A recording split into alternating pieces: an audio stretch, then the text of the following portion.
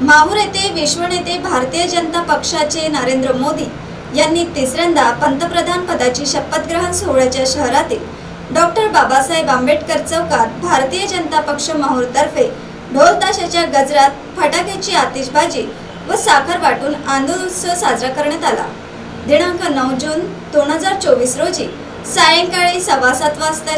राष्ट्रपती भवनात पार पडलेल्या शपथग्रहण सोहळ्यात राष्ट्रपती द्रौपदी मुर्मू यांनी नरेंद्र मोदी यांना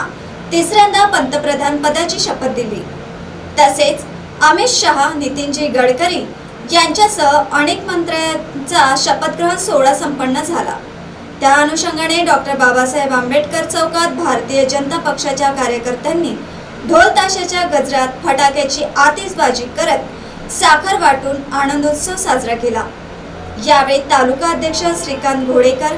युवा मोर्चा अध्यक्ष संदीप राठोड, महिला मोर्चाच्या प्रदेश सदस्य पद्मा गिरे, जिल्हाध्यक्षा संध्याताई राठोड,